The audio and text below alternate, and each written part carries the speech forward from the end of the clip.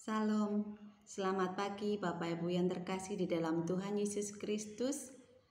Bertemu lagi dalam acara Mimbar Gemar Online Senin 19 April 2021. Dari bacaan hari ini, saya terberkati di dalam bacaan yang terambil dalam surat 2 Korintus pasal 11 ayat 2-4 yang demikian bunyi firman Tuhan. Sebab aku cemburu kepada kamu dengan cemburu ilahi, karena aku telah mempertunangkan kamu kepada satu laki-laki untuk membawa kamu sebagai perawan suci kepada Kristus. Tetapi aku takut kalau pikiran kamu disesatkan dari kesetiaan kamu yang sejati kepada Kristus, sama seperti Hawa diperdayakan oleh ular itu dengan kelicikannya. Sebab kamu sabar saja jika ada seorang datang memberitakan Yesus yang lain daripada yang telah kami beritakan, atau memberikan kepada kamu roh yang lain daripada apa yang telah kamu terima, atau Injil yang lain daripada apa yang telah kamu terima. Bapak Ibu, dari pembacaan hari ini, Paulus ingin agar jemaat, waktu itu jemaat Korintus, dan juga berlaku untuk kita hari ini, hendaknya kasih kita ditujukan hanya kepada Kristus, sama seperti seorang perawan suci yang menyimpan cintanya hanya untuk satu orang lelaki saja. Yang dimaksud dengan perawan suci adalah orang yang tidak terpengaruh oleh doktrin atau pengajaran yang salah. Pengabdian yang sederhana dan murni dari orang-orang Korintus terhadap Kristus terancam oleh ajaran palsu. Paulus tidak ingin orang-orang percaya kehilangan kasih setia mereka yang tulus kepada Kristus.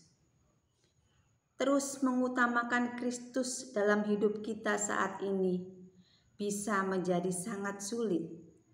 Karena apa? Karena kita sabar saja atau tidak merasa terganggu terhadap gangguan yang mengancam dan membelokkan iman kita. Sama seperti Hawa kehilangan fokusnya dengan mendengarkan ular, kita juga bisa kehilangan fokus kita dengan membiarkan kehidupan kita mengikuti irama kehidupan wajar dengan dunia. Apakah ada sesuatu hal yang memperlemah komitmen kita untuk terus mengutamakan Kristus dalam hidup kita? Mari kita renungkan Bapak Ibu. Apakah ada hal-hal yang menyita perhatian kita, yang menyita cinta kita, melebihi perhatian kita kepada Tuhan Yesus Kristus? Saya sebutkan beberapa contoh yang bisa memberi gambaran. Misalnya itu adalah kesenangan atau hobi kita yang bisa membahagiakan kita melebihi Kristus yang seharusnya menjadi satu-satunya kebahagiaan kita.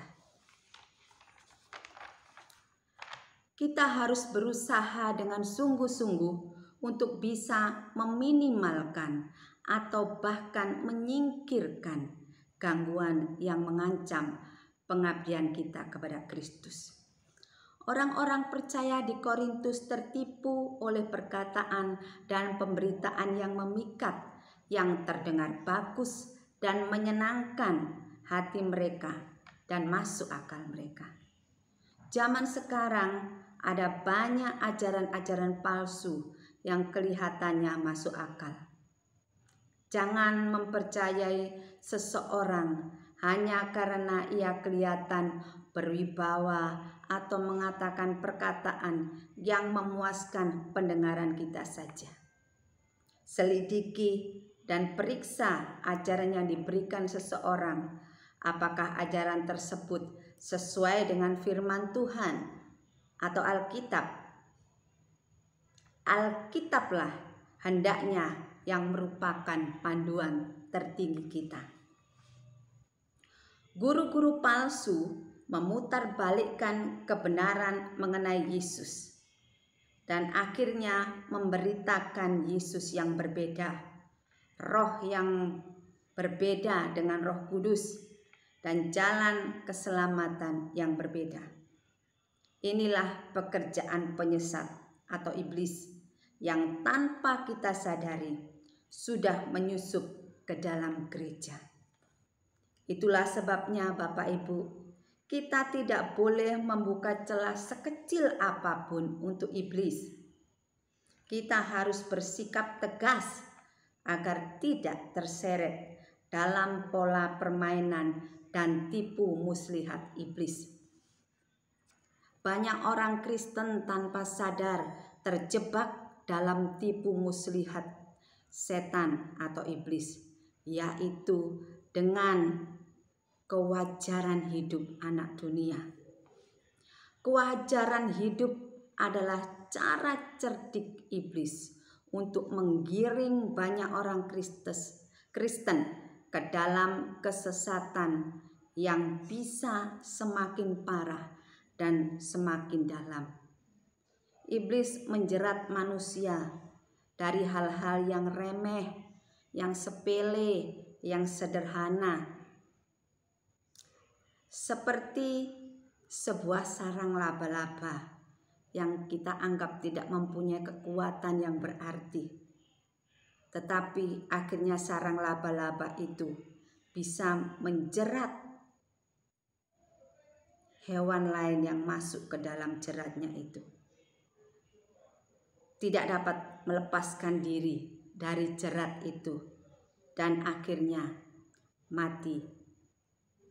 Seperti orang-orang Kristen yang tidak sadar bahwa daya tarik dunia ini, apa yang ditawarkan dunia ini, yang wajar dimiliki orang lain, seperti contohnya ada pepatah, yen ora edan ora keduman, orang jujur akan ajur. Itu pepatah-pepatah dunia yang kadang-kadang dibenarkan oleh beberapa orang Kristen.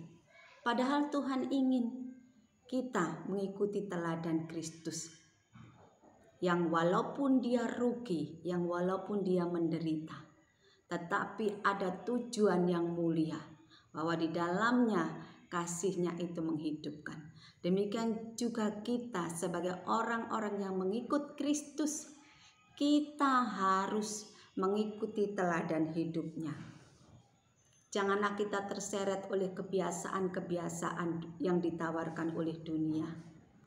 Seperti banyak orang yang menganggap bahwa tidak apa-apa kita menghabiskan waktu kita untuk menonton drama Korea, untuk bermain game, ataupun menonton sinetron. Itu sebenarnya hal-hal yang secara halus dimasukkan oleh iblis untuk menyita waktu yang sebenarnya bisa kita berikan untuk Tuhan. Kalau kita mengasihi Tuhan, tentu kita memperhatikan perasaan Tuhan. Kita menghargai perasaannya. Seharusnya di dalam setiap hal, kalau kita saja sebagai suami istri contohnya, kita akan berusaha menghargai perasaan pasangan kita. Apakah yang kita lakukan itu berkenan kepada pasangan kita, menyukakan hati pasangan kita, atau membuat dia bersedih atau merasa tidak diperhatikan. Sama halnya, kalau kita mengatakan kita mengasihi Tuhan Yesus, maka kita harus memikirkan perasaannya.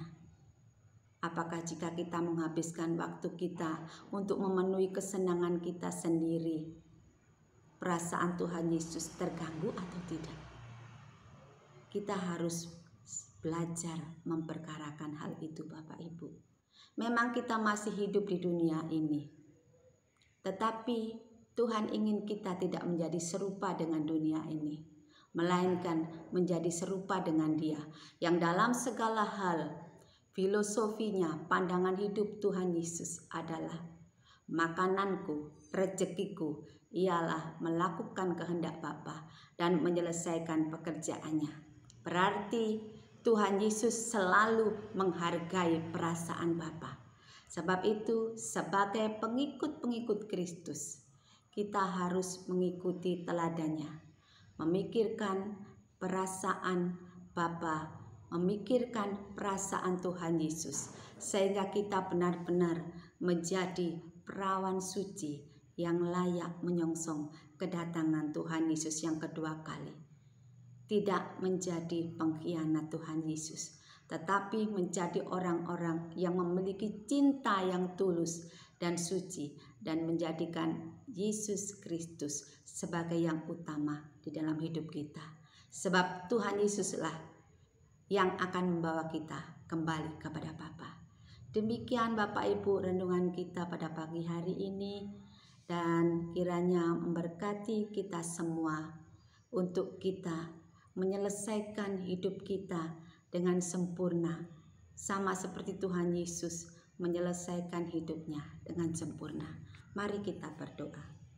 Bapa kami yang di surga, terima kasih untuk firman-Mu pada pagi hari ini yang mengajarkan kepada kami untuk kami tidak mengkhianati cinta kasih kami kepada Tuhan Yesus, tetapi kami tulus dan juga cerdik di dalam menjalani kehidupan kami, agar kehidupan kami ini benar-benar suci, kudus, dan mengarahkan cinta kami hanya kepada Tuhan Yesus. Tolong kami Tuhan untuk bisa menawan dan menaklukkan pikiran kami kepada Kristus, agar keinginan-keinginan dan pikiran kami selaras dengan keinginan-keinginan Tuhan Yesus, dan kehidupan kami menjadi layak sebagai mempelai Kristus yang sejati, yang suci dan kudus. Ya Bapa, tolonglah kami. Ya Tuhan Yesus, biarlah Roh-Mu, Roh Kristus ada di dalam kehidupan kami, supaya kami semua menjadi milik-Mu sampai akhir hidup kami. Terima kasih Tuhan Yesus. Kami menanti-nantikan saat kedatangan-Mu, dan kami rindu untuk bertemu dengan-Mu. Tolonglah jemaat-Mu Tuhan, jemaat Peniel, Kemendung, dan setiap orang yang mendengarkan renungan kami. Berikan kami Roh Kudus yang terus membimbing kami, agar kami tidak tersesat di dalam sisa kehidupan kami. Bapa, tolonglah kami. Di dalam nama Tuhan Yesus, kami mohonkan doa kami ini dan mengucap syukur. Haleluya. Amin. Selamat pagi, selamat beraktivitas. Tuhan Yesus menyertai kita semua. Amin.